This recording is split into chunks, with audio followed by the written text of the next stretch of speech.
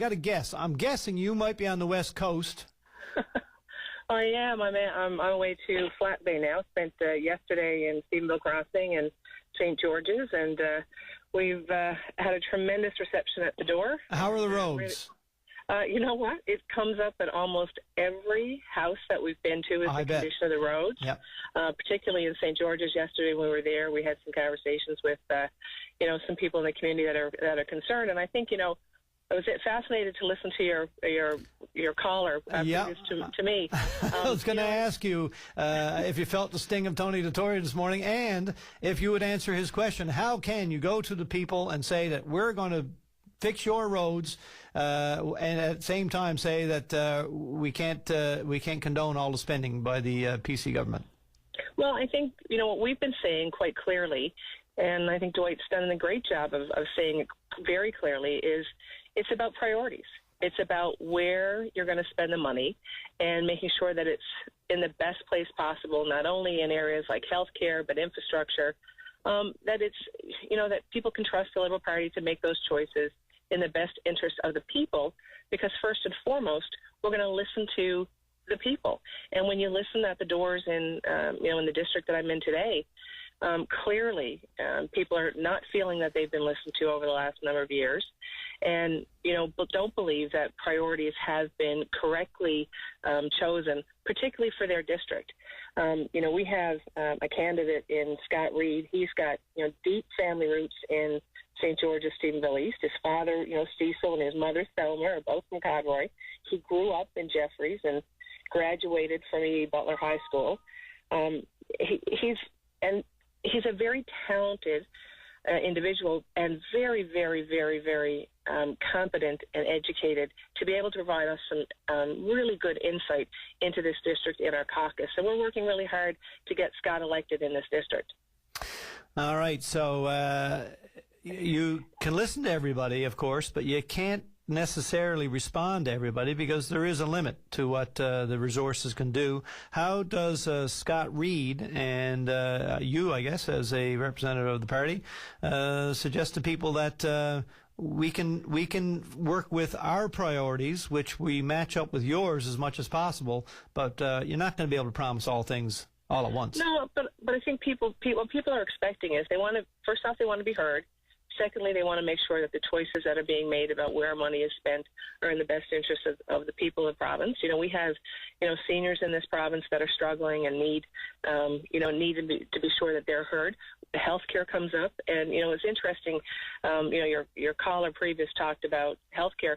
We've consistently said that we will not cut funding to healthcare, but we will look at ways of spending that healthcare money more effectively, more focused, and focus on outcomes for people's health, making sure that the ability to live a quality life in our province in a healthy way is what we're going to continue to focus on. Those decisions in healthcare, Dwight has never spoken about, and we haven't spoke about healthcare cuts. What we've talked about is prioritizing and spending the money in the most effective way to get the healthcare we need in the places that we need it most. I find it fascinating, when we hear Tories speak about this $19 million that we've been, referencing, $19 billion. Yeah. What they don't talk about is the fact that, there's a lot of decisions that were made with those $19 billion, and there's been a lot of slippage in money and controls. And one that I spoke about before, when you talk about oil revenue and whether or not we're actually auditing and analyzing whether we're getting every single penny of oil revenue that we're supposed to be getting.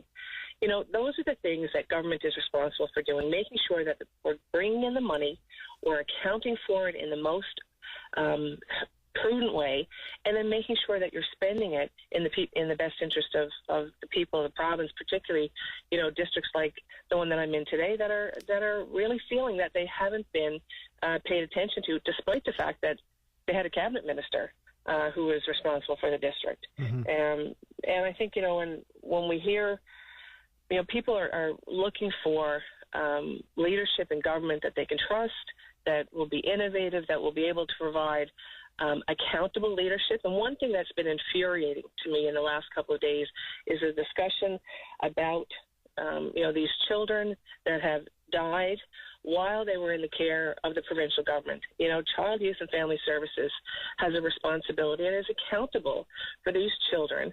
And I'm just, as a mother, you know, who's getting my kids ready to go back to school in a couple of weeks, I'm infuriated that we haven't, you know, this province, this government hasn't put the processes in place to ensure that the child advocate is aware of each and every single one of these deaths. You know, I can't imagine that the minister wouldn't have been aware of it. Why wouldn't the advocate be aware of it, so that the process that's set up to protect kids in our province isn't the best it could be? I mean, that's the type of government we have now, a government that is more worried about protecting itself than protecting the people, protecting children, and making sure that it's acting in the best interest of the people it represents, not acting in its own best interest.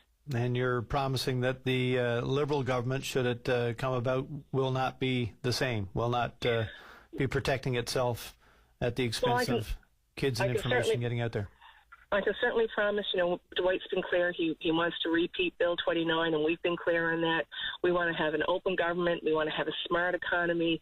We want to make sure that the you know, representing the people is what government is about, not representing, you know, politicians' own self-interest. And I think, you know, the team that Dwight has built in the last number of years and the momentum our party is seeing is a testament to the fact that people understand that we as a caucus, we as candidates are going to work hard to make sure that we're representing the interests of the people that we represent, because without them, I mean, that ultimately is our job. And I think back to all of those that are getting ready, like I am, and I'm sure many of your listeners are, getting ready for the kids to go back to school in another 3 weeks, and, you know, the worries that they have with regards to, you know, school construction and school infrastructure being ready. Cathy, you know, we got to run. I'm well over time here, but I look forward to our next chat, and I look forward to actually having Mr. Reid on the program as well at some point, because I don't think I've talked to him yet, and I do want to talk to him about how he's dealing with the assertion by some that he's been gone too long to really know, as well as other candidates, what the district needs. But I thank you for this, and I'll say goodbye for now. Thank you, Pete. All the best. Have a good day. Bye-bye. Bye-bye.